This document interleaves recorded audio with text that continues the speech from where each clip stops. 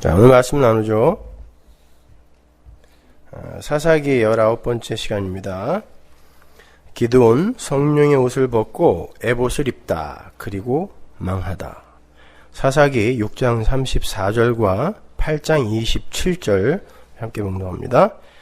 여호와의 신이 기드온에게 강림하시니 기드온이 나팔을 불매 아비에셀 족속이 다 모여서 그를 쫓고 기드온이 그 금으로 에봇 하나를 만들어서 자기의 성읍 오브라에 두었더니 온 이스라엘이 그것을 음란하기 위함으로 그것이 기드온과 그 집의 올무가 되니라. 아멘. 여기 34절에 여호와의 신이 기드온에 강림하시다 라는 이 단어가 직역을 하면 여호와의 옷을 입다라는 뜻이에요. 여호와의 옷을 입히다. 여호와의 옷을 입다. 그리고 27절, 8장 27절에 보면 또 다른 옷이 나오죠. 에봇이 나옵니다. 이 두 가지를 비교해서 오늘 공부를 좀 해보겠습니다. 오늘은 인간 기드온의 불가능함이 어떻게 절정에 이르게 되는지에 관해서 공부를 함으로 해서 기드온으로 대표되는 우리 하나님 백성들의 그 불가능함과 그럼에도 불구하고 그 위를 덮으시는 하나님의 그 은혜의 크기와 넓이와 높이와 깊이가 얼마나 엄청난 것인지에 관해서 살펴보도록 하겠습니다. 오늘도 조금 힘이 들지도 몰라요. 여러분이 중간에 잠깐 놓치시면은 끝까지 절대로 못 쫓아오십니다. 그러니까 정신 똑바로 차리시고 잘 쫓아와 보세요. 성경 안에서 이 역사 속에 펼쳐지는 그 묵시의 현실을 보고 있노라면 한 가지 분명한 법칙을 발견할 수 있습니다. 하나님은 보이는 것들을 들어서 보이지 않는 것을 설명하시고 보이는 것을 부정해버리심으로 말미암아 하나님의 영광만을 드러내시는 방법으로 일을 하신다라는 거죠. 그래서 우리는 성경 속의 대단한 인물들이나 위대한 사건들의 결국이 우리의 기대와는 사뭇 다르게 맺어지는 것을 쉽게 볼 수 있는 것입니다. 바울은 그러한 현실을 이렇게 묘사합니다. 고린도후서 4장 18절 우리의 돌아보는 것은 보이는 것이 아니요 보이지 않는 것이니 보이는 것은 잠깐이요 보이지 않는 것은 영원함이니라. 예를 들어서요. 아브라함이라는 인물을 들어서 믿음이란 무언가를 설명하시고 구원의 복음이 무엇인가를 설명하신 후에 믿음의 조상이잖아요. 그렇죠? 믿음의 조상은 이렇다라고 설명하신 후에 수많은 첩을 거느리고 또 다른 자식들을 낳는 아브라함의 말년을 기록함으로 말미암아 그것만 없었어도 아브라함은 우리가 본받을 만한 굉장히 괜찮은 사람으로 그렇게 길이길이 청사에 남을 수 있었을 텐데 말년이 꼭 그렇게 뒤틀려요. 그렇게 인간 아브라함을 향한 성경 독자들의 기대와 추앙을 불식시켜 버리시죠. 다윗이라는 인물을 들어서 예수 그리스도와 그분의 희생의 십자가를 설명하신 후에 그의 추악한 모습을 폭로해 버리심으로 말미암아 역시 인간 다윗을 부정해 버리세요. 솔로몬이라는 인물을 들어서 예수를 설명하시고는 우상을 섬기는 말년의 솔로몬을 자세하게 그려놓음으로 해서 그 역시 부정해 버리죠. 그러한 역사의 과정 속에서 역사는 부정되고 그 묵시 속에 예수만이 오롯하게 드러나게 하시는 것이 바로 하나님이 일을 하시는 방법이란 말입니다. 마찬가지로 기드온은 중보자 예수 그리스도의 역할을 하면서 동시에 추악한 죄인으로서 적나라하게 폭로가 돼야 돼요. 그래야 모든 공로가 예수께로 돌아가고 기드온은 300의 자리로 내려가서 그 예수의 은혜로 덮여 구원을 받는 피조물로 서게 되는 거예요. 그러니까 제가 지금 예로 들어드린 모든 이들이 메시아를 상징하고 모형하고 있었는데 결국 그들의 비참한 말로가 폭로됨으로 말미암아 그들도 예수의 모형이었지 실질적인 구세주가 아니었다. 메시아가 아니었다. 그들도 구세주가 필요한 인간이었다를 보여주는 거란 말입니다. 그게 역사 속에서 계속 드러나는 거. 우리의 인생 속에서도 마찬가지란 말입니다. 하나님의 은혜로 기드온이 미디안 연합군을 대파하고 승리를 해요. 우리가 성경을 통해서 확인했다시피 그 전쟁은 하나님의 전쟁이었습니다. 그런데 인간들은 사건과 상황 뒤에서 그것들을 움직이시는 하나님을 보지 못하죠. 그래서 보이지 않는 영역의 것을 보지 못하는 인간들은 하나님께서 기능적으로 예표적으로 들어쓰시는 그런 실물 예시의 모형들, 그 모형들에게 공로를 돌리고 사랑과 존경을 보내죠. 그래서 성경을 읽으면서도 그 안에 등장하는 누구누구를 찝어서 그들을 본받자, 그들을 쫓아가자, 이런 엉뚱한 다짐들을 내어놓게 되는 거예요. 성경에는 여러분이 본받을 만한 인물이 단 한 사람도 없습니다. 그건 바로 하나님이 여러분의 인생에 개입하여 여러분을 어떻게 끌고 갈 것인가를 보여주는 인물들이지 여러분이 본받아 살 사람들이 아니란 말입니다. 아브라함 본받아서 마누라 2번씩 팔아먹을 거예요? 다윗 본받아서 남의 마누라 데려다가 겁탈하고 애 낳고 그 남편 죽이고 그럴 겁니까? 누굴 본받을 거예요 도대체? 솔로몬 본받아서 1000명의 와이프 두고 마지막에 바알과 아세라 몰로까지 섬길 겁니까? 우리가 이 세상에서 본받을 만한 인간은 단 한 사람도 없어요. 우리는 인간을 본받는 게 아니라 그들을 하나님의 백성으로 만들어내신 예수를 붙드는 거란 말입니다. 그게 신앙생활이에요. 기드온과 300인의 병사 이야기를 읽으면서도 기드온과 미디안의 전쟁의 배후에서 언약의 수호자로 홀로 싸우신 하나님을 발견하기보다는 기드온과 300인의 병사를 본받겠다라는 다짐만 우후죽순처럼 쏟아지죠.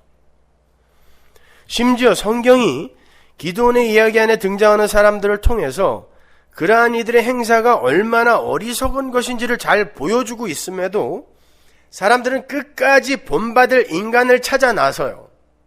그게 인본주의의 인간 가치 챙기기의 집요함이며 어리석음인 것입니다. 300인의 병사로 13만 5천 명의 미디안 연합군을 무찌른 기드온에게 당연히 모든 관심이 집중되었어요. 사람들은 기드온의 뒤에서 그 전쟁을 지휘하신 하나님께 찬송을 돌린 게 아니라 기드온에게 모든 찬사와 칭찬을 쏟아붓죠. 심지어 그에게 찾아가서 왕이 되어달라고 부탁을 해요. 이스라엘의 왕은 누구? 하나님이란 말입니다. 그런데 기드온에게 왕이 되어달라고 하는 건 하나님을 그들이 왕 취급 안 한다는 것이죠. 사사기 8장 22절 보세요. 때 이스라엘 사람들이 기드온에게 이르되 당신이 우리를 미디안의 손에서 구원하셨으니 당신과 당신의 아들과 당신의 손자가 우리를 다스리소서. 하늘의 왕을 보지 못하는 땅의 소경들이 자신들의 육적 자아를 살찌게 해줄 땅의 왕을 세우려 하는 거죠. 성경은 그들을 가리켜 왕이 없는 자라고 불러요. 사사기의 결론이 어떻게 맺어지는지 한번 볼까요? 사사기 21장 25절, 사사기 맨 마지막 절입니다. 그때 이스라엘에 왕이 없으므로 사람이 각각 그 소견에 옳은 대로 행하였더라. 사사기의 이 어절이 굉장히 많이 나오죠. 제일 많이 반복되는 어절입니다. 이 어절이 사사기의 주제라고 해도 과언이 아니에요. 하나님을 왕으로 인정하지 않는 자들, 자신들의 육적 자아를 보호해주고 지켜줄 이 세상 왕들에게 자신들의 안위와 행복을 맡기는 모든 아담 군상들의 모습, 이걸 하나님이 간음이라 그래요. 율법에 나오는 간음이라는 건 단순히 남녀의 그런 불륜 행위를 이야기하는 게 아니라 하나님을 사랑해야 할 하나님의 신부들이 세상 것을 사랑하는 걸 간음이라고 한단 말입니다. 이게 간음이에요. 그런 자신들의 안위와 행복을 이 세상 힘에게 맡기는 그런 아담 군상들의 그 모습이 바로 왕이 없어서, 하나님을 왕 취급 안 하고 왕이 없어서 자기가 원하는 삶을 자기 마음대로 사는 그러한 죄인들의 모습이다라고 기록을 하고 있는 거예요. 사사기가. 기도는 누구보다 그 전쟁이 자기의 힘과 지혜로 치러진 전쟁이 아니라는 것을 아는 사람이에요. 하나님이 기드온에게 계속 확증시켜 줬잖아요. 니들 힘으로 싸우는 거 아니라고. 근데 사람들의 칭찬을 받다 보니까 자기도 자기 자신을 칭찬받아 마땅한 사람으로 여기게 된 거예요. 그게 선악과 사건 이후에 자아 숭배에 빠진 죄인들의 보편적 모습인 것입니다. 전쟁 후에 그의 행사를 한번 보세요. 사사기 8장 30절. 기드온이 아내가 많음으로 몸에서 낳은 아들이 70인이었고 딸까지 합치면 얼마나 많겠어요. 세겜에 있는 첩도 아들을 낳았으므로 그 이름을 아비멜렉이라 하였더라. 아내가 수십 명이었고 아내에게서 낳은 아들만, 그중 아들만 70명이었어요. 근데 첩들도 있어요. 다윗이 10여 명의 아내를 통해 17명, 어림잡아 17명의 아이를 낳았죠. 그러면 70명을 낳으려면 몇 명이 있어야 되는 거예요? 그러니까 적어도 20명 이상이에요. 당시 고대 시대에는 경제력과 군사력을 지닌 사람이 자기의 재산과 권력을 지키기 위해서 정략 결혼을 많이 했었어요. 솔로몬의 아내가 1000명이었다고 그러죠. 평생 한 번도 못 만난 사람이 있어요. 방에서. 여러분, 의자왕이 삼천궁녀를 다 만났을 것 같으세요? 정략적인 결혼이 있었어요. 그러니까 자기의 안위를 위해서, 그리고 자기의 정권 유지를 위해서 결혼만 하는 거예요. 그리고 그 상대의 힘을 내 힘으로 끌어당기는 거죠. 그게 고대시대의 남자들의 결혼이었단 말입니다. 결혼관이었단 말이에요. 그래서 솔로몬 같은 사람도 아내가 1000명이나 되었던 거예요. 그러니까 지금 기드온이 왕의 흉내를 내고 있는 거예요. 전쟁 후에 뿐만 아니라 첩을 통해서도 아들을 낳았는데 그 아들의 이름이 뭐라 그래요? 굳이 기록을 하죠. 아비멜렉. 아비멜렉이라는 이름의 뜻은 내 아버지가 왕이다라는 뜻이에요. 그 이름을 누가 줬을까요? 기드온이 줬겠죠. 자기 아들의 이름이니까. 근데 아들의 이름이 내 아버지가 왕이다라는 말은 내가 왕이다라는 뜻이죠. 그렇다면 왜 기드온이 이스라엘 사람들이 찾아가서 왕이 되어달라고 했을 때 거절하는 듯한 뉘앙스를 풍겼을까요? 사사기 8장 23절 보세요. 기드온이 그들에게 이르되 내가 너희를 다스리지 아니하겠고 나의 아들도 너희를 다스리지 아니할 것이요 여호와께서 너희를 다스리시리라. 멋있잖아요. 겉으로만 보면 기드온이 왕의 자리에 별 관심이 없어 보입니다. 그런데 그의 행사의 면모를 보면 그는 왕이 되고 싶어서 안달이 난 사람처럼 행동을 해요. 왜 그런 줄 아십니까?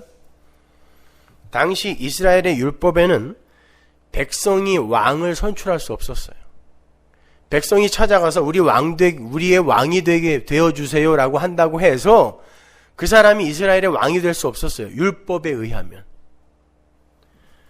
그런 그가 그 기드온이 사사였단 말입니다. 사사는 이스라엘의 율법에 대해서 아주 능통한 사람이에요.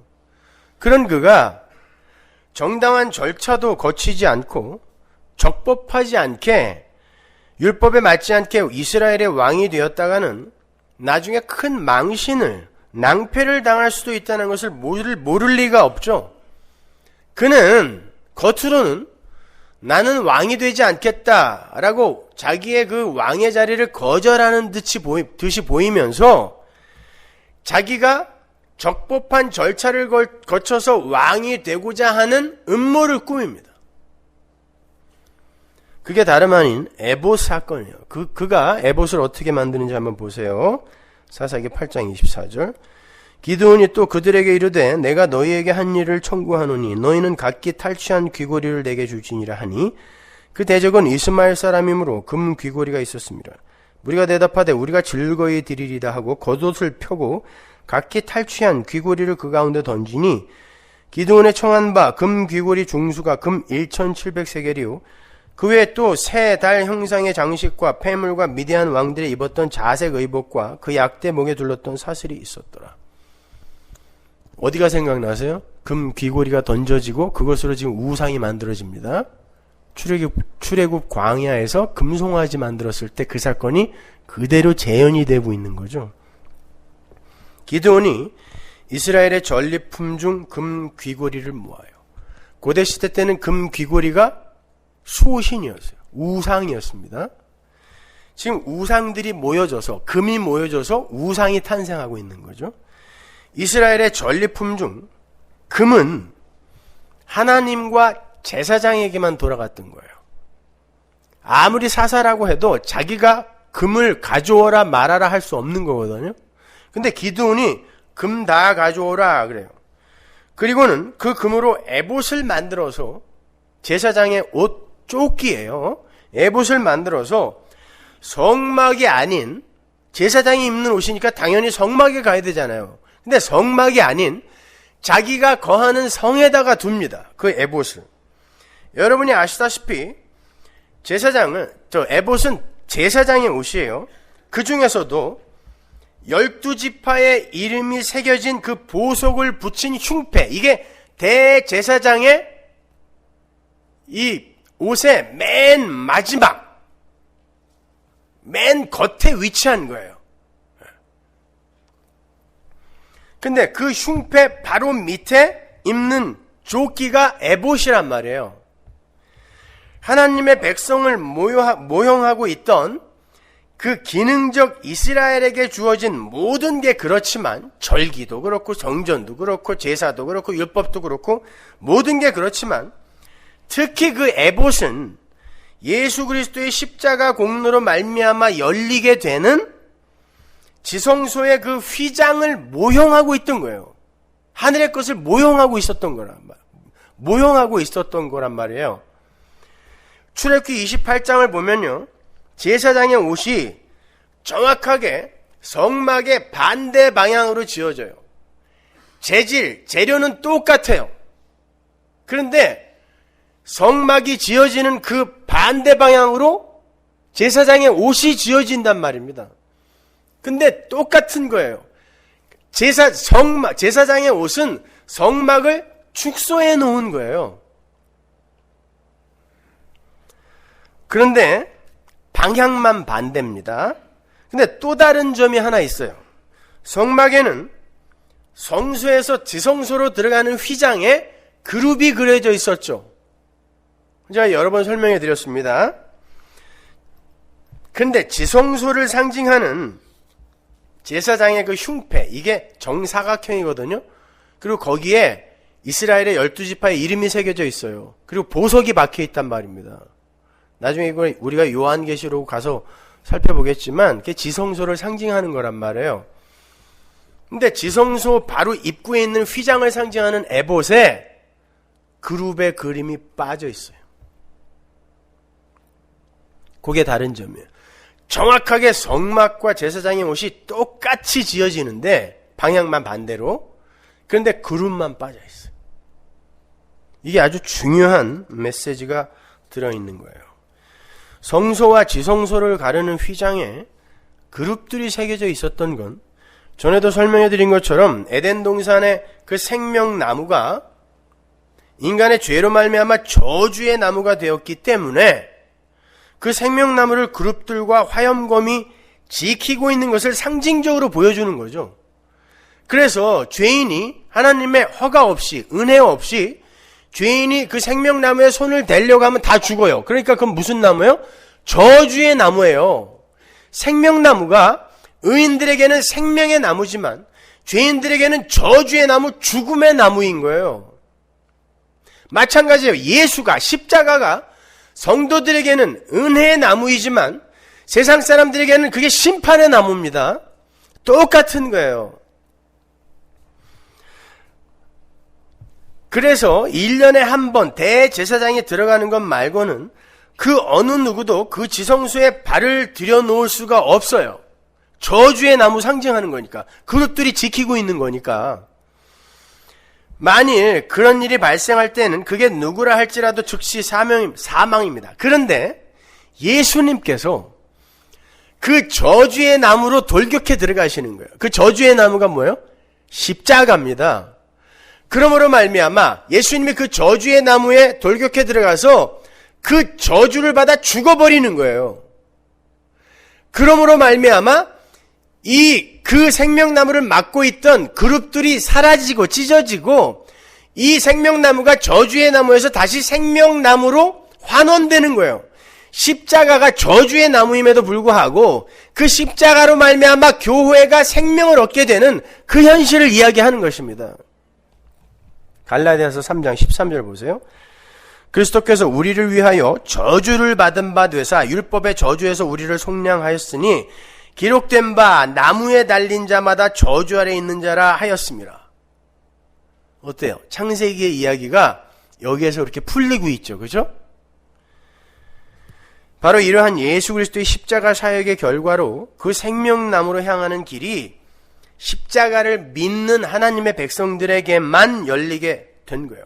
생명나무의 저주가 사라져버린 것입니다. 이렇게 예수 그리스도의 십자가 공로로 말미암아 그들에게는 생명나무가 축복의 나무로 다시 환원이 되어 그러한 회복된 천국의 현실을 에스겔이 이렇게 미리 묘사를 합니다. 에스겔서 47장 12절. 강 좌우가에는 각종 먹을 실과나무가 자라서 그 잎이 시들지 아니하며 실과가 끊치지 아니하고 달마다 새 실과를 맺으리니 그물이 성소로 말미암아 나옵니다. 그 실과는 먹을만하고 그 잎사귀는 약재료가 되리라. 이 만물을 소송케 하는 강 좌우편의 나무들이 바로 생명나무를 가리키는 거예요. 이 그림이 요한계시록에 그대로 펼쳐집니다. 계시록 22장 1절. 또 저가 수정같이 맑은 생명수의 강을 내게 보이니 하나님과 및 어린 양의 보호자로부터 나서 길 가운데로 흐르더라. 강 좌우에 생명나무가 있어 12가지 실과를 맺히되 에스겔서에 그 이야기가 그대로 등장하죠. 그리고 그 나무가 어떤 나무인지 여기 분명히 나타나죠. 생명나무예요. 달마다 그 실과를 맺히고 그 나무 잎사귀들은 만국을 소송하기 위하여 있더라. 다시 저주가 없으며 하나님과 그 어린 양의 보호자가 그 가운데 있으리니 그의 종들이 그를 섬기며. 이렇게 성소와 지성소를 가로막고 있던 휘장이 완전히 찢어져서 이제 천하만국의 모든 하나님의 백성들이 수시로 지성소로 드나들게 된 사건, 아니 그들 자신이 하나님이 거하시는 지성소가 된 사건을 성소의 그 휘장과 제사장의 그 에봇이 모형으로 그려내고 있는 거예요. 성막은 율법에 의해서 율법을 다 지키지 않으면 도저히 구원받을 수 없는 그런 구약을 나타내는 거라면 제사장의 옷은 어떠한 방법에 의해서 그 지성소에 12지파가 들어가 있는 형국으로 그려져 있는 거란 말입니다. 네모난 정사각형의 흉패 안에 12지파가 들어가 있고 그룹이 없어져 버리잖아요. 제사장의 옷은 똑같은 모형인데도 불구하고 그 이야기를 하는 거란 말입니다.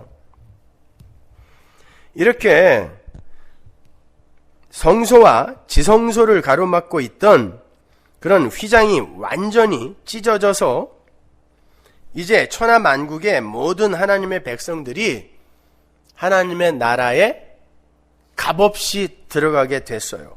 그 과정에 뭐가 있었어요? 십자가가 있는 것입니다. 성막의 지성소에는 1년에 단 한 번 이스라엘의 대제사장만 들어갈 수 있었습니다. 그것도 완전한 정결 예식을 행하고 그리고 하나님의 흡족한 제물의 피를 갖고 들어가야 돼요. 딱 한 번. 그런데 제사장의 옷에는 아예 지성소에 12지파 하나님의 백성들이 그냥 들어가 있어요. 연합이 되어 있단 말입니다. 하나님과. 그 대제사장의 흉패가 이야기하고 있는 내용을 요한계시록이 이렇게 풀어주고 있는데 한번 잘 보세요.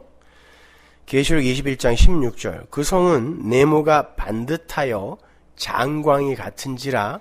이게 지금 흉패의 모양이에요. 그리고 지성소의 모양입니다. 그 갈대로 그 성을 청량하니 12,000 스타디온이요. 스타디온이라는 그 단위는 몰라도 돼요. 그냥 12,000이라는 숫자만 보면 됩니다. 12,000 스타디온이요. 장과 광과 고가 같더라. 이것은 거룩한 성 새 예루살렘을 묘사해 놓은 거예요.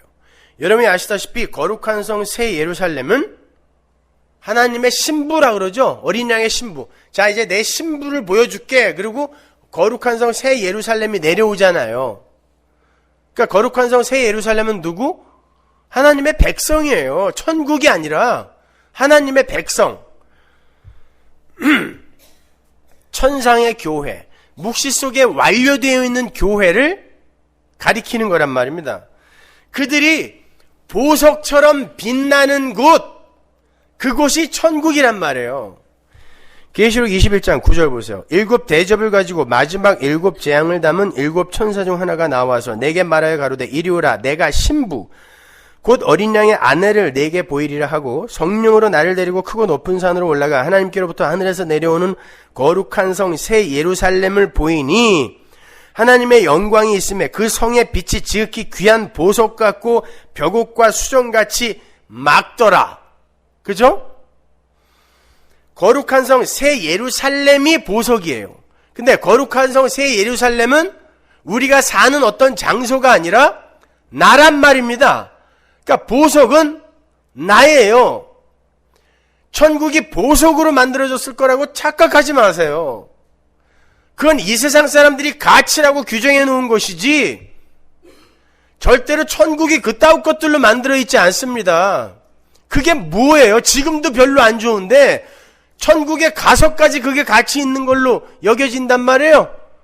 아니란 말입니다, 여러분. 내가 보석인 거예요. 여러분이 보석이에요. 반짝반짝 빛나는 보석. 그 보석이 지성소 안에 제사장의 흉패 안에 박혀 있었고요. 그 보석에 12지파의 이름이 새겨져 있었단 말입니다. 계시록에 똑같이 그 모양이 그려져 있는 거예요, 지금.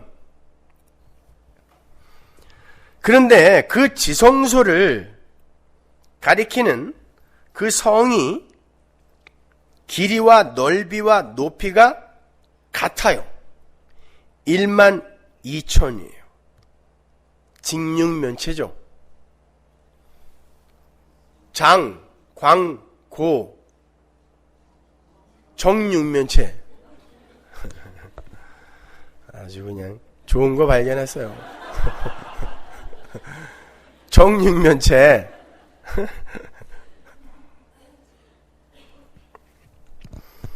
그러니까 지성소가 하나님의 성막 안의 지성소가 다른 부분을 다 먹어버린 형국인 거예요. 천국은 하나님의 지성소가 딴 것들을 전부 먹어버리고 정육면체 안으로 흡수해버린 그런 형국이란 말입니다. 정육면체에 총 이 모서리가 몇 개예요? 6개? 장과 광과 고가 12,000이라면 위에 4개, 옆에 4개, 아래 4개 다 몇 개? 12개. 그럼 12,000 곱하기 12는 144,000이잖아요. 그러니까 요 정육면체, 요 하나님의 백성을 상징하는 모형으로서의 거룩한 성이 144,000. 그러니까 상징적인 수란 말이에요. 하나님의 백성들인 거예요.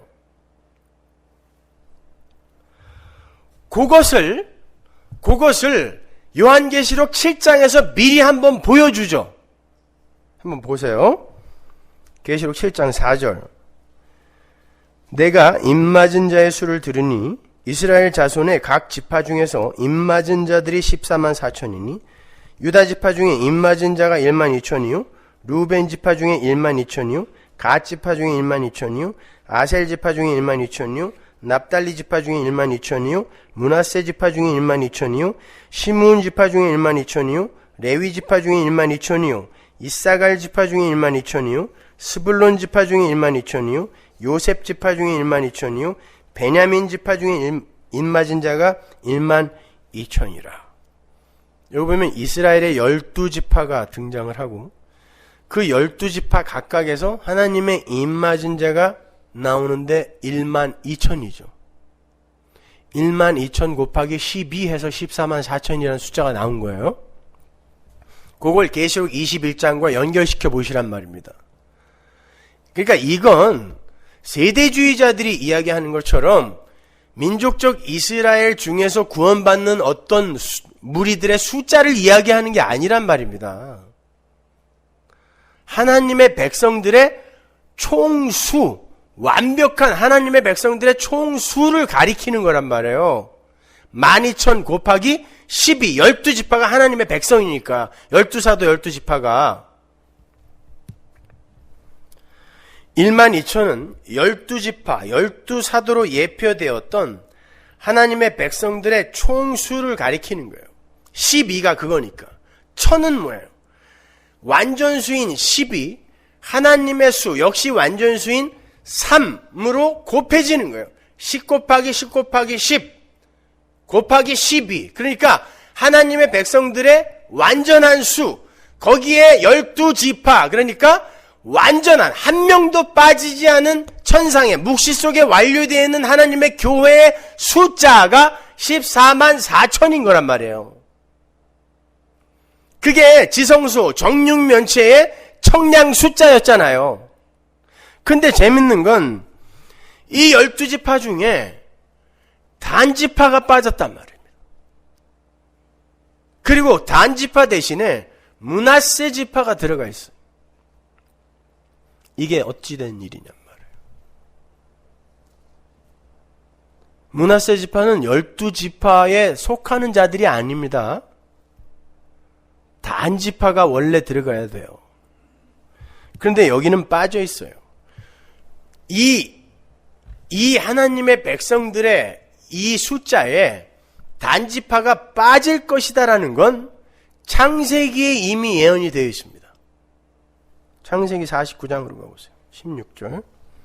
단은 이스라엘의 한 지파같이 그 백성을 심판하리로다. 여러분 성경을 진짜 잘 읽는 사람은 이런 데에 동그라미가 쳐 있어야 돼요. 무슨 조직신학이고 개뿔이고 이런 거 몰라도 돼요. 성경을 많이 읽으세요. 성경을 모르고 어디서 어줍지 않은 지식들을 많이 그냥 머릿속에다 채우고 와가지고 이상한 질문들을 하는 사람들이 있는데 이런 걸 보시란 말이에요.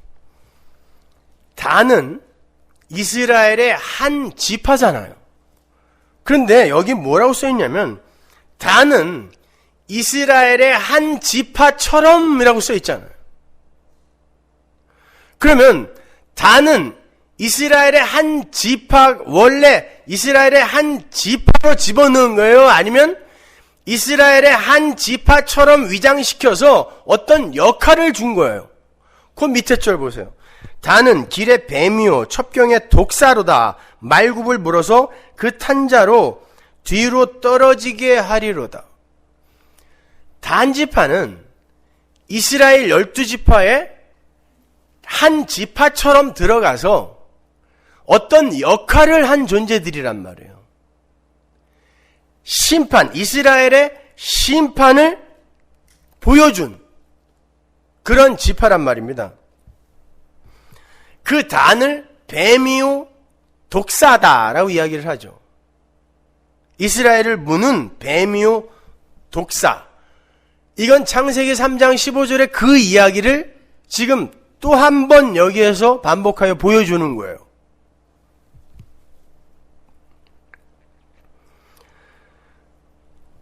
보세요. 그 단지파가 이스라엘인 척 12지파에 들어갔다가 빠져버리고 예상치도 못한 므낫세 지파가 12지파 이외의 다른 지파는 다 그냥 이방인이라 그래요. 이방인이 12지파 안으로 편입이 되는 거예요. 이게 무슨 얘기야? 로마서 11장의 얘기잖아요. 그죠?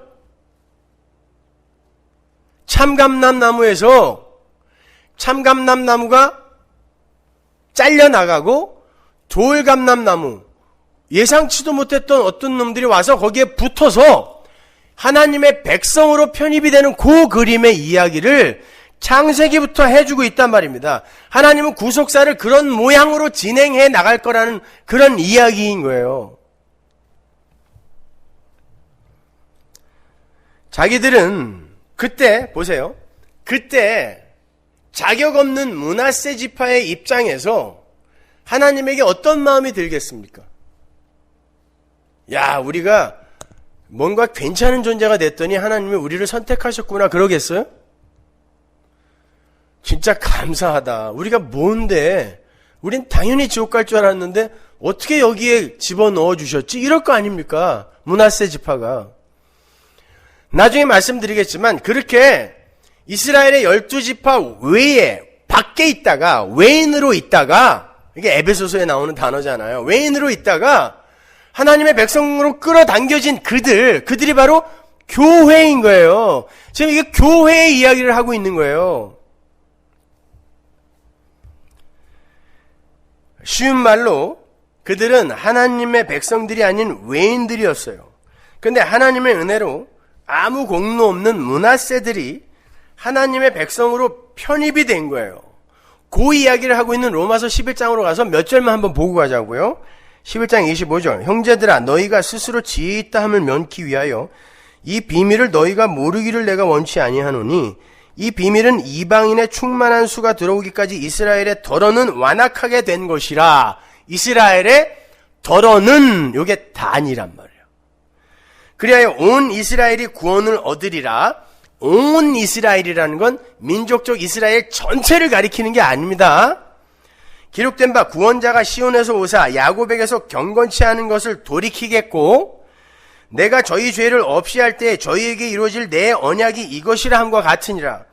복음으로 하면 저희가 너희를 인하여 원수된 자요 택하심으로 하면 조상들을 인하여 사랑을 입은 자라. 잘 생각해 보세요. 원래 돌감람나무였던 므낫세 지파가 참 감람나무에 거저 접붙임을 받아서 하나님의 백성들로 편입이 됐어요. 그들은 뭐 잘한 게 없어요. 그냥 돌감람나무로 있었어요. 살아 있었어요. 그건 다 꺾여서 불태워질 것들이거든요. 아무짝에 쓸모없는 것들이에요. 근데 참감람나무의 일부의 패역함이 드러나자 그 자리로 거저 편입이 된 거예요. 그들이 잘려나간 자리에.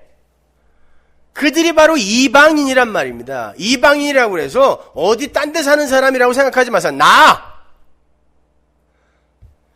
구약의 그 12지파로 설명이 되던 그 하나님의 백성들의 자리로 투입이 된 교회, 우리를 이야기하는 거예요. 그렇다고 이스라엘이 그럼 이건 모형으로만 쓰이다가 다 버려진 거냐? 이건 다 구원받은, 이 안에는 구원받은 자가 하나도 없나? 아니라는 거예요. 그게 로마서 11장에 계속 나온단 말입니다. 1절 보세요. 그러므로 내가 말하노니 하나님이 자기 백성을 버리셨느뇨? 그럴 수 없느니라. 나도 이스라엘이뇨 아브라함의 씨에서 난 자요 베냐민 지파라. 하나님이 그 미리 아신 자기 백성을 버리지 아니하셨나니 너희가 성경이 엘리야를 가리켜 말한 것을 알지 못하느냐? 저가 이스라엘을 하나님께 송사하되 주여 저희가 주의 선지자들을 죽였으며 주의 제단들을 헐어버렸고 나만 남았는데 내 목숨도 찾나이다 하니 이스라엘 중에는 나밖에 없네요. 그랬더니 하나님이 뭐라 그래요? 웃기지 마라. 내가 7,000명 남겼다 그러잖아요. 그것처럼 남은 자가 있느니라 그러죠. 5절 보면요. 남은 자가 있느니라. 그들도 다 구원에 이르게 된다는 거예요. 이스라엘 중에 남은 자. 그래서 사도 바울이 나중에 온 이스라엘이 구원을 얻을 것이라고 한 거예요. 거기서 온 이스라엘은 육적 이스라엘 안에 들어있는 하나님의 모든 백성들, 그 안에 들어있는 하나님의 백성들이 전부 구원을 받을 것이다라는 의미에서 온 이스라엘인 것이고, 그들이 구원받음으로 말미암아 진짜 하나님의 백성인 참 이스라엘이 전체가 다 구원에 이르게 될 것이다라는 의미에서 온 이스라엘이에요. 민족적 이스라엘이 전체가 다 구원받을 것이다라가 아니란 말입니다. 그런 의미에서 잔 메가더나 잔 파이퍼는 이 부분을 잘못 보고 있는 거예요. 아니란 말입니다. 민족적 이스라엘이 웬 말입니까 도대체가. 그건 하나님의 백성 교회를 이야기하는 거예요. 창세기부터 이렇게 나오잖아요.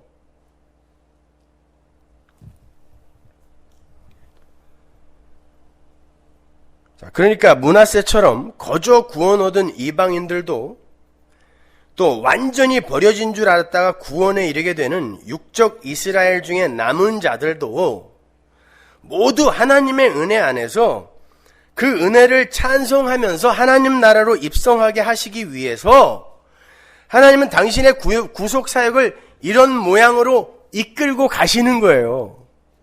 그러니까 전혀 기대치도 않았다가 구원받은 이방인이었던 외인들이었던 우리도 이게 웬일이야 하고 찬송하면서 들어가고, 그들의 죄가 폭로되어 전부 다 이건 다 버려진 거구나라고 생각했는데 그 중에도 남은 자들이 구원을 받으면 그들은 또 어떤 모양으로 들어가겠어요?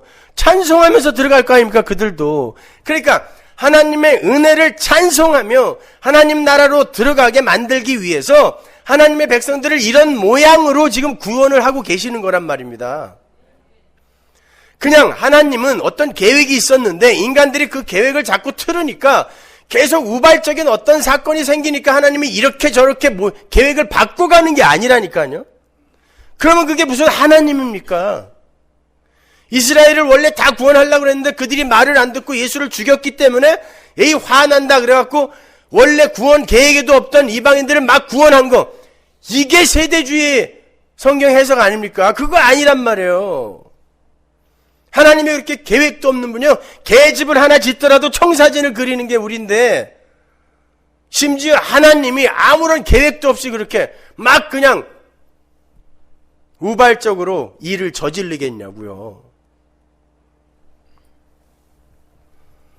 그러니까 마귀와 그로 비롯되는 악조차도 하나님의 은혜와 능력과 영광을 드러내기 위한 도구인 거지, 하나님도 어쩔 수 없는 우발적인 것들이 아니었단 말이에요. 그러니까 모든 역사는 하나님 연출의 하나님 자작극인 거예요. 그게 기분 나쁘죠? 그게 인본주의란 말입니다. 왜 기분 나빠요, 그게? 이렇게 설교를 하는데도 요즘도 이메일로 무슨 질문을 하냐면, 그럼 인간은 뭡니까? 인간은 꼭두각시입니까? 이렇게 질문하는 사람들이 너무 많아요. 제가 답을 해드려요. 아니요, 꼭두각시가 아니고요, 그냥 죽은 흙이에요. 뭔 꼭두각시예요? 꼭두각시는 모양이라도 있지. 우리는 로봇입니까? 아이고 무슨 로봇이에요? 똥덩어리라니까. 말도 안 되는 소리도 하고 앉아있는 거죠. 그게 인간의 가치가 폄하되는 걸 견디지 못하는 인본주의의 이 마귀적 속성인 거예요. 그건 12사도 속에서도 예표가 되고 있었어요. 12사도는 이스라엘의 12지파와 마찬가지로 하나님의 백성을 상징하는 거예요. 그래서 요한계시록에 가면 거룩한 성 새 예루살렘의 문에 12지파 12사도의 이름이 적혀 있는 것입니다. 그런데 그 12사도 안에도 마귀가 한 마리 끼어 있었죠. 유다였잖아요, 그게. 12지파 안에서 단지파가 마귀의 역할을 했다면 12사도 안에서 유다가 마귀의 역할을 한 거예요. 그리고 그 마귀가 빠져나가자 그 12를 채우잖아요, 어떤 자가. 예상치도 못했던 마띠아라는 자가 채워지고 그 12 위에 성령이 부어져서 이게 교회가 되는 거 아닙니까? 그 이야기 하는 거예요. 그런데 마띠아는 그 다음부터 안 나와요. 그러니까 마띠아는 숫자를 충원하기 위한 사람으로 존재하고 그 역할을 사도 바울이 하고 있어요, 성경에서는요. 근데 그 사도 바울이 누구의 사도? 이방인의 사도란 말입니다. 성경은 면도칼 하나 들어갈 틈도 없어요. 논리적이란 말입니다, 여러분.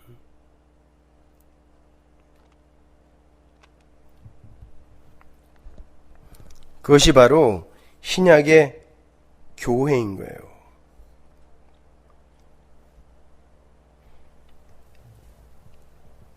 이방인은 원래 이스라엘이 아니었으므로 그들의 구원은 그야말로 은혜죠.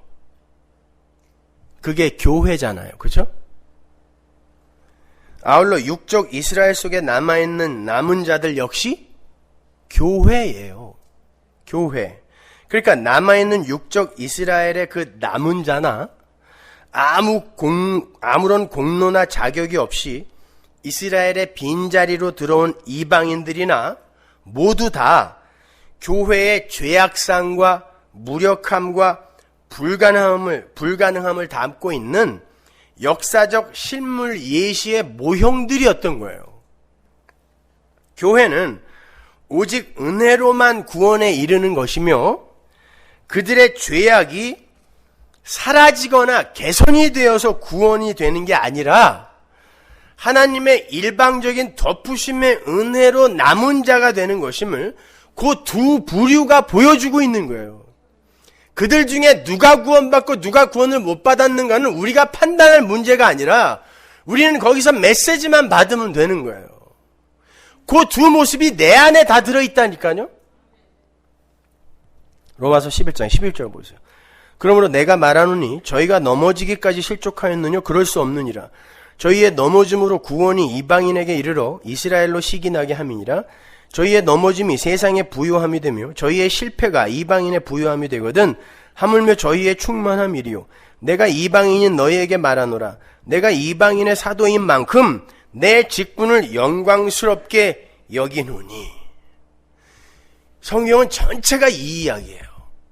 하나님의 은혜 이야기, 십자가 이야기. 이 이야기가 아가서에서 예루살렘 여자들과 술람미의 이야기로 또 한 번 예표되고 있었던 거예요. 술람미는 포도원에서 노예로 일을 하던 검둥이 여인이었어요. 검다라는 건 성경에서 항상 죄를 상징하는 거예요. 죄를 의미하는 것입니다. 그런데 예루살렘 여자들, 하얀 여자예요. 여기서는 예루살렘 여자들, 즉 솔로몬의 정실 부인들이 부정이 되고 술람미라는 이방 여자가 솔로몬의 사랑을 독차지하는 거예요. 솔로몬이 뭘 했다고? 어떤 자격이 있습니까? 이쁘기를 해요? 공부를 많이 했어요? 벼슬아치의 딸이에요? 아무것도 없어요.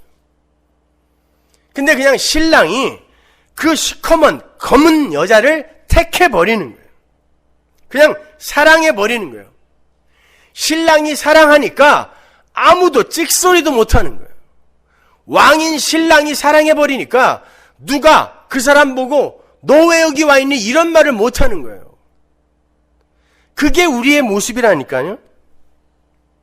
자, 그 상황에서 자격 있고 예쁜 예루살렘 여자들이 솔로몬을 더 사랑하겠어요? 아무런 자격도 없는 자신의 실체를 알고 있는 술람미 여인이 솔로몬을 더 사랑하고 감사하게 생각하겠어요? 술람미죠. 우리는 바로 내가 술람미였다라는 것을 이 역사 속에서 배우는 거예요. 그러므로 말미암아 나는 참감람나무에서 가지치기를 해서 가지치기 당해서 불쏘시개로 쓰여질 수밖에 없었던 자라는 것을 여러분이 또 배워야 돼요. 그 두 부류의 삶을 여러분이 한 인생 속에서 다 경험해야 된단 말입니다. 구원이 뭔지를 아시기 위해서는 교회는 신랑의 은혜와 사랑으로 거저 구원에 이르게 되는 거예요. 그렇다고 예루살렘 여자들이 다 버림받은 것은 아니란 말이에요. 각자가 자기의 역할에 충실하다가 하나님이 택하신 자들만 하나님의 신부로 입성하게 되는 거예요. 하나님은 당신의 백성들의 삶 속에도 똑같은 일을 행하세요. 하나님의 선택을 받은 하나님의 백성들 안에 여전히 그들의 마귀적 본성을 놔두십니다. 뱀이, 마귀가 성도 안에 살게 놔둔단 말이에요. 실제로 마귀가 내 안에 존재한다라는 게 아니라 성령이 내 안에 계신데 어떻게 마귀가 내 안에 살아요? 그게 아니라 마귀는 분명히 실존하는 어떤 실체지만 그 마귀는 무엇을 설명하기 위한 거냐면 하나님을 떠나서 나만을 사랑하는 나의 이 실체가 무엇인지를 설명하기 위해 마귀는 존재하는 것이지 내가 마귀란 말이야. 내가 그 옛사람을 그냥 놔두신다니까요. 싹 없애버리지 않고. 그래서 우리가 이렇게 오히려 마귀적 삶을 더 많이 사는 거예요. 성령이 내 안에 들어와 계신데도 불구하고. 왜? 하나님은 자신들은 죽어 마땅한 뱀에 불과한 존재임을 자각하게 만드세요. 내가 예수 팔아먹는 유다고 내가 이 하나님의 백성들 뒤꿈치를 물어버리는 뱀 단지파구나를 인정하게 만들어요. 그래서 바울이 내가 죄인 중에 괴수, 내가 뱀 새끼입니다. 그러고 간 거예요. 그러면 얘는 끊어져야 되는데 하나님의 은혜로 도저히 불가능한 그를 그냥 은혜로 덮어버리는 구원이라는 걸 우리에게 가르쳐 주시는 거예요. 그러니까 나중에 전부 천부에 의지 없어서 손 들고 갑니다 하고 다 두 손 두 발 번쩍 들고 가는 거예요. 그러니까 여러분은 이 세상에서 하나님께 항복하고 가는 거예요. 그렇게 하나님께서 세리, 창기, 이방인과 같은 그 죄인들, 아무런 자격도 없고 조건도 갖추지 못한 그런 자들을 값없이 부르는 게 구원이며 은혜이며 사랑인 거예요. 성경에서 검다는 게 뭐라 그랬어요? 죄라 그랬죠? 그를 그냥 불러버리는 거예요, 신랑이. 세리, 창기 이런 사람들하고 술 먹고 밥 먹고 그랬잖아요. 그래서 사람들이 예수님을 술을 좋아하고 먹기를 탐하는 사람이라고 그렇게 이야기했단 말입니다. 왜 하필 그런 검은 자들과 예수님이 어울리셨죠? 나는 죄인을 부르러 왔다 그랬잖아요. 그래서 술람미를 부르는 것입니다. 그리고 술람미와만 사랑을 나누는 거예요. 그 이야기는 모세의 이야기 속에서도 한번 그대로 등장한 적이 있어요. 모세가 아주 취향도 독특하게 구스 여인을 아내로 맞이하죠. 모세는 고린도전서 10장 2절 말씀처럼 예수 그리스도, 우리를 품어 안고 우리를 구원해내시는 예수 그리스도의 모형으로 존재한 사람이에요. 그러한 모세가, 예수의 모형인 모세가 흑인을, 구스 여인은 이디오피아 여인이니까 흑인을 아내로 맞이하는 거예요. 그때에 미리암이라는 여자가, 예루살렘 여자가, 미리암이라는 여자가 바리새인의 역할을 하는 거죠. 네가 뭔데 시커먼 검둥이가 여기 들어와 있어? 라고 했을 때 하나님이 미리암을 문둥병자로 만들어 버리시는 거죠. 하나님이 그러시는 거예요. 야, 너는 문둥병자의 이년아. 근데 네가 검둥이 보고 뭐라고 그러는 거야? 지금 그러는 거예요. 마찬가지예요. 바리새인들에게 니들은 마귀의 자식이다 그랬어요. 독사의 새끼다 그랬어요. 근데 독사의 새끼가 세리 보고 뭐라고 그러는 거니 지금? 그 이야기가 똑같은 이야기란 말입니다, 이게. 그러니까 거룩한 성 새 예루살렘은 너나 할 것 없이 모두 은혜로 구원을 받아서 하늘의 보석이 된 죽은 흙들의 그 축복의 자리인 거예요. 원래 전부 죽은 흙이었던 자들이 보석이 되어서 지성소에서 하나님과 연합된 상태로, 보석은 하나님과 연합이 된 상태가 보석이거든요. 연합이 된 상태로 존재하게 되는 거, 이걸 진짜 은혜로 받아들여서 그냥 이 세상의 현실을 그 은혜를 붙들고 그냥 꿋꿋하게 딛고 일어나는 걸 성도라고 하는 거예요. 그가 바로 믿음이 있는 자라니까요. 그러한 은혜의 현실을 보여주는 게 지성소의 휘장, 제사장의 에봇과 보석 흉패였던 거예요. 그렇다면 성막의 그 휘장에 그려져 있던 지성소를 가로막고 지키던 그 그룹들이 어떻게 사라지게 되었고 보석과 같은 하나님의 백성들이 지성소에 입성할 수 있게 된 건가? 출애굽기 28장 1절 보세요. 너는 이스라엘 자손 중 네 형 아론과 그 아들들 곧 나답과 아비후와 엘르아살과 이다마를 그와 함께 내게로 나오게 하여 나를 섬기는 제사장 직분을 행하게 하되 내 형 아론을 위하여 거룩한 옷을 지어서 영화롭고 아름답게 할지니 너는 무릇 마음에 지혜 있는 자 곧 내가 지혜로운 영으로 채운 자들에게 말하여 아론의 옷을 지어 그를 거룩하게 하여 내게 제사장 직분을 행하게 하라.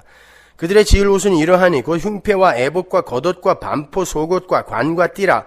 그들이 네 형 아론과 그 아들들을 위하여 거룩한 옷을 지어 아론으로 내게 제사장 직분을 행하게 할지며 그들의 쓸 것은 금실과 청색, 자색, 홍색 실과 가늘게 꼰 배실이니라.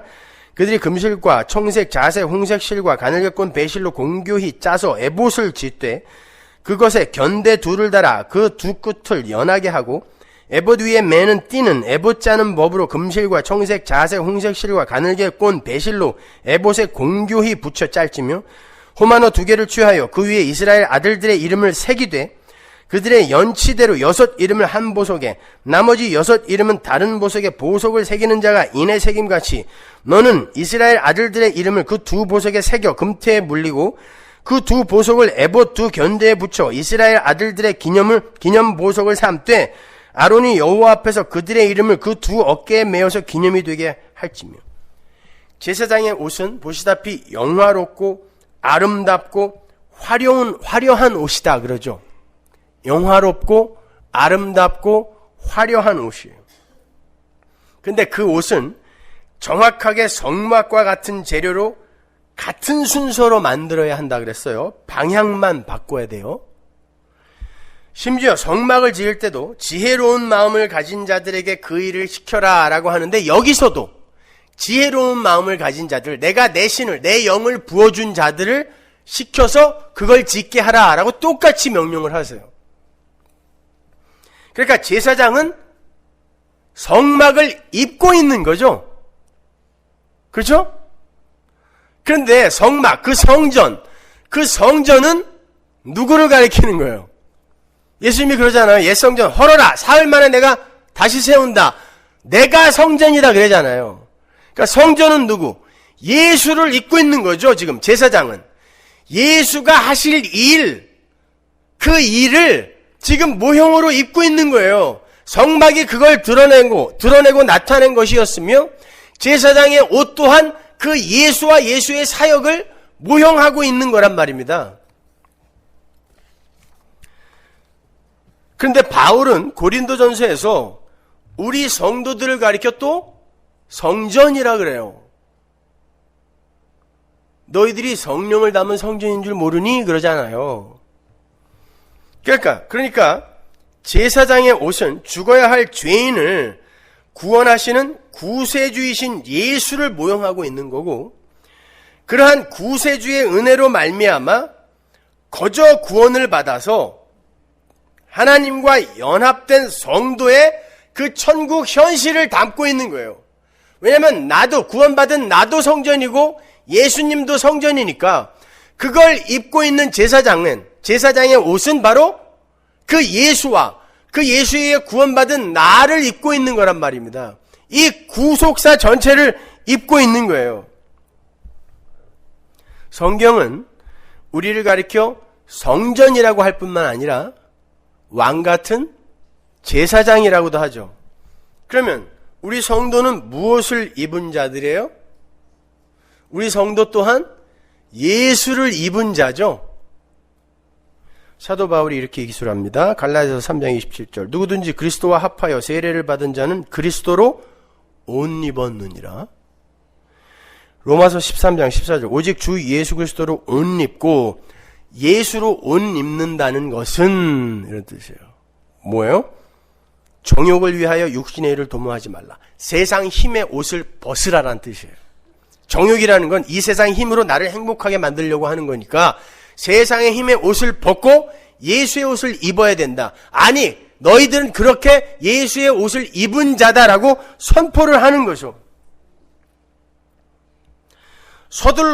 너무 서둘러서 결론으로 왔는데 조금만 더 집중하세요. 다 끝났어요.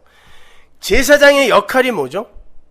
하나님과 이스라엘의 중보자로 이스라엘의 죄를 사하는 의식을 집행하는 이들이죠. 그런데 그 제사장이 제사장의 그 옷을 벗어야 하는 날이 딱 하루가 있어요. 아이러니하게도 이스라엘의 대속죄일 날 대제사장은 그 옷을 다 벗어야 됩니다. 이상하지 않아요? 왜 그럴까요?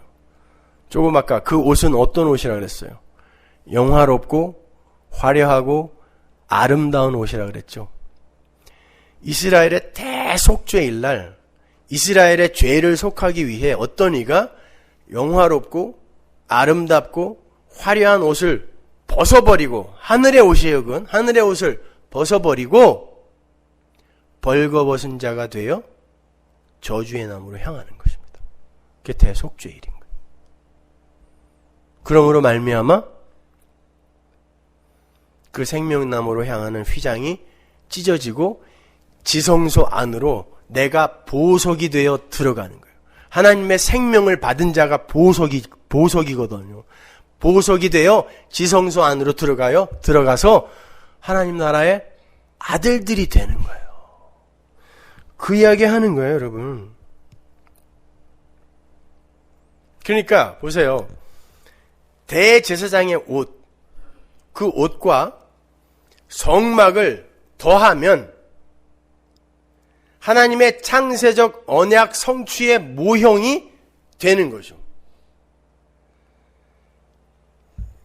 성막은 뭐예요? 제물이 바쳐져서 너희들의 죄를 대속하지 않으면 니네는 죽는다. 율법 다 지켜서 들어와. 차근차근 지켜서 안 들어오면 니네 다 죽어. 이게 지성소였잖아요. 제사장의 옷은 뭐죠? 근데 어떻게 해서 니들이 이 그룹들을 파하고 지성소에 이미 들어와 있니? 이게 제사장의 옷이잖아요. 그걸 더하면 하나님의 언약 성취가 이렇게 된 거구나 라고 십자가가 나오는 거예요. 그 공식이죠, 그게. 히브리서 9장 1절 보세요. 첫 언약에도 섬기는 예법과 세상에 속한 성소가 있더라. 예비한 첫 장막이 있고 그 안에 등대와 상과 진설병이 있으니 이는 성소라 일컫고 또 둘째 휘장 뒤에 있는 장막을 지성소라 일컫나니 금향로와 사면을 금으로 싼 언약궤가 있고 그 안에 만나를 담은 금항아리와 아론의 쌍난 지팡이와 언약의 비석들이 있고 그 위에 속죄소를 덮는 영광의 그룹들이 있으니 이것들에 관하여는 이제 낱낱이 말할 수 없노라. 이 모든 것을 이같이 예비하였으니 제사장들이 항상 첫 장막에 들어가 섬기는 예를 행하고 오직 둘째 장막은 대제사장이 홀로 1년 1차씩 들어가되 피 없이는 아니하나니 이 피는 자기와 백성의 허물을 위하여 드리는 것이라. 성령이 이로써 보이신 것은 첫 장막이 서 있을 동안에 성소에 들어가는 일이 아직 나타나지 아니한 것이라. 이 장막은 현재까지의 비유니 이에 의지하여 드리는 예물과 제사가 섬기는 자로 그 양심상으로 온전케 할 수 없나니 그리스도께서 장래 좋은 일에 대제사장으로 오사 손으로 짓지 아니한 곧 이 창조에 속하지 아니한 더 크고 온전한 장막으로 말미암아 염소와 송아지의 피로 아니하고 오직 자기 피로 영원한 속죄를 이루사 단번에 성소에 들어가셨느니라. 염소와 황소의 피와 및 암송아지의 죄로 부정한 자에게 뿌려 그 육체를 정결케 하여 거룩케 하거든 하물며 영원하신 성령으로 말미암아 흠없는 자기를 드린 하나님께 드린 그리스도의 피가 어찌 너희 양심으로 죽은 행실에서 깨끗하게 하고 살아계신 하나님을 섬기게 못하겠느냐. 요렇게 해서 하나님이 예수님이 휘장을 찢어버림으로 말미암아 십자가로 찢어버림으로 말미암아 이제 우리가 지성소로 마음껏 드나들게 된 거란 말입니다. 예수 그리스도가 죽음의 나무에 달리셔서 저주를 받으심으로 생명나무로 향하는 길이 이제 열린 거예요. 근데 성경은 우리 성도들을 가리켜 왕같은 제사장이라고 한다 그랬죠? 그러면 그 참 대제사장이 가신 그 길을 왕같은 제사장들이 필연적으로 쫓아가야 되는 거죠. 그러면 여러분은 이 세상에서 화려하고 영화롭고 아름다운 옷을 벗어야지 하나님의 힘을 이용하여 그걸 입혀달라고 하시면 안 되는 것입니다. 하나님의 백성은 반드시 이 세상의 힘의 옷을 벗게 돼 있어요. 그래서 신명기에 보면 17장에 보면 왕은 아내를 많이 두면 안 되고 금은을 많이 가지면 안 되고 말을 많이 두면 안 돼요. 왜? 왕은 하늘의 왕을 상징하는 거죠. 하나님이 세운 왕이니까. 하늘의 왕은 하나님을 힘으로 삼아 사는 자니까 그게 왕 같은 제사장들의 삶이거든요. 그럼 하늘의 왕의 옷을 입기 위해선 이 세상의 힘의 옷을 벗어야 되는 거 아닙니까? 그게 비워짐이며 자기 부인 아닙니까? 그러니까 반드시 우리는 이 세상에서 이 세상의 힘의 옷을 벗는 쪽으로 끌려가게 돼 있어. 밀려가게 돼 있다니까요. 왕 같은 제사장이기 때문에. 그분이 그 화려한 제사장의 옷을 다 벗고 하늘의 옷을 벗고 이 땅에 내려오셔서 하나님과 동등됨을 취하지 않으시고 죽기까지 순종하심으로 벌거벗겨져서 십자가에 달리심으로 하나님의 뜻을 성취하신 것처럼 우리도 세상의 옷을 벗겨지고 벗고 하나님의 그 뜻의 옷을 입는 거예요. 하나님의 은혜의 옷을 입는 거예요. 그래서 하나님이 여러분의 그 세상의 힘의 옷을 계속 벗겨가시는 것입니다. 왕 같은 제사장이니까.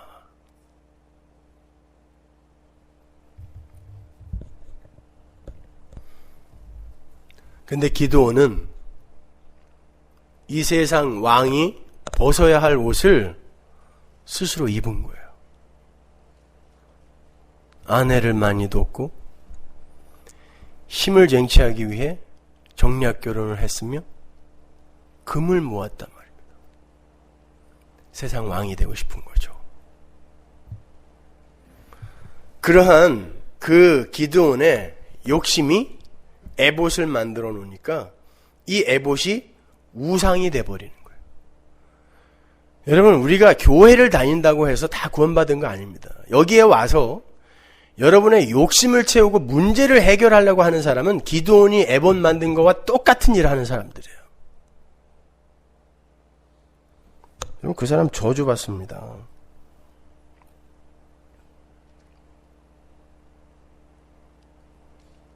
성도는 에봇이나 그런 대제사장의 흉패 같은 것들을 보면서 야, 정말 예수님의 은혜가 아니었다면 우리는 어떻게 할 뻔했냐. 우리 하나님의 은혜 정말 감사하다 하고 찬송을 해야 되는 것이지, 오히려 그 앞에 납작 엎드려서 하나님, 내 이 세상 옷 다 벗겨주시고 이 세상 왕됨의 추구, 용사됨의 추구, 이 왕의 옷 다 벗겨주시고 예수로 옷 입혀주세요. 내게 다 벗겨져야 예수로 옷이 입혀지죠. 그리로 가야 되는 거예요. 그런데 이 기드온이 에봇을 만들어서 지가 지 자신에게 안수하려고 했다니까요. 여러분, 이스라엘의 왕은 반드시 하나님이 세워야 하고 제사장이 기름을 부어야 돼요. 그런데 제사장의 옷을 만들어서 지가 성전에다, 성막에다 갖다 주지 않고 자기가 머무는 성에다가 놔뒀다라는 건 내가 제사장이 되어서 내가 왕 되는 데에 내가 기여하겠다라는 거예요. 이게 세상 사람들의 선악과 따먹은 아담 군상들의 마귀적 본질이라니까요. 그러한 이 마귀적 이 욕망이 극에 달했을 때 첩이 아들을 하나 낳는데 그 아이가 아비멜렉이에요. 나는 왕이야. 나는 왕이야. 근데 결국 그 아비멜렉이 나중에 무슨 일을 저질러요? 지가 왕이 되기 위해 형들 70명을 싹 다 죽여버립니다. 요게 바로 기드온이다를 가르쳐 주는 거예요. 그리고 그게 바로 여러분과 저입니다. 지금도 마찬가지예요. 아닙니까? 나만 위해 살잖아요. 근데 그것마저 덮으시는 게 하나님의 은혜임을 보여주는 거예요. 그러니까 그 은혜를 알면 알수록 우리는 참 그 신랑 앞에서 면목 없이 하나님, 이 옷 벗겨주세요. 그렇게 가는 거예요. 오늘 본문의 말씀처럼 우리는 성령의 옷을 입어야 돼요. 성령이 기드온에게 강림했을 때 그가 진짜 승리자가 됐죠. 14만 5천을 한 사람 치듯 쳤단 말입니다. 근데 성령의 옷을 벗고 에봇을 입자 그때부터 망해가요. 8장 27절 보세요. 기드온이 그 금으로 에봇 하나를 만들어서 자기의 성읍 오브라에 두었더니 온 이스라엘이 그것을 음란하게 위함으로 그것이 기드온과 그 집에 올무가 되니라. 우리는 이 옷을 벗는 거예요. 그리고 그 에봇이 의미하는 바가 무엇인지를 확실히 아는 게 그리스도로 옷 입는 거예요. 십자가 붙들라는 것입니다.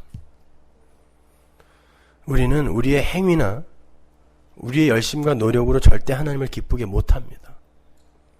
여러분이 어떤 옷을 입고 간다 할지라도 하나님 주신 그 예복 안 입으면 쫓겨나요. 그 잔치에서.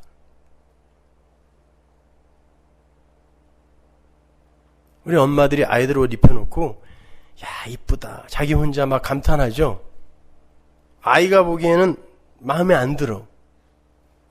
근데 엄마는 이뻐 죽겠대요. 자기가 마음에 들거든요. 마찬가지예요. 여러분, 우리 하나님이 보시고 좋은 옷을 입고 있어야지, 내가 봐서 좋은 옷, 여기저기 청바지 찢고, 뭐 그냥 웃돌이 그냥 꾸깃꾸깃해가지고 그 다리지도 않은 옷처럼 해서 입고 내가 좋다고 그럼 양아치 되는 거예요. 엄마가 입으라는 대로 입어야지. 그래서 엄마들이 그렇게 자기가 좋은 옷 입혀놓고 아이 이쁘다 내 새끼 이러는 거예요. 아버지가 좋아하는, 아버지가 보고 좋은 옷을 입어야 된다니까요. 근데 그 옷이 뭔지를 알아야죠. 근데 성경에 보면 그 옷은 예수다라고 이야기한다니까요. 그러니까 은혜의 옷을 입으셔야 돼요. 다른 옷은 하나하나 벗겨져 나가는 거예요. 그래서 여러분의 인생이 그렇게 때로는 힘겨운 것입니다. 그래도 그게 잘 가는 거니까 살아계시면 됩니다. 기도하겠습니다. 하나님 은혜를 감사합니다. 하나님,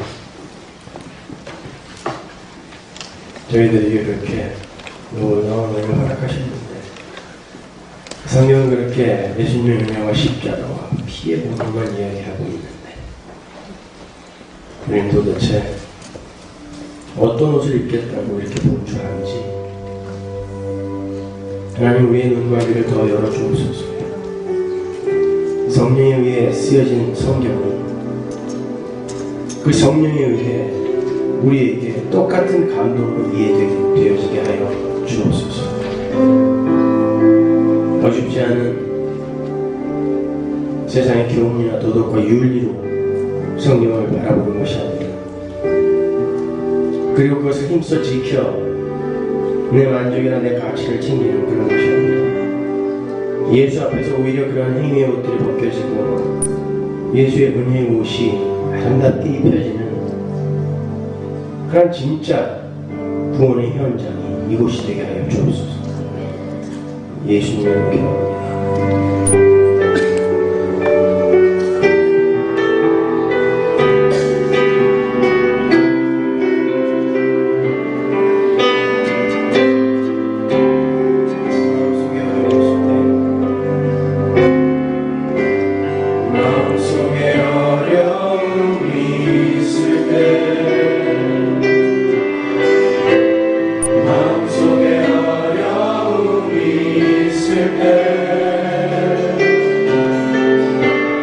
마음속에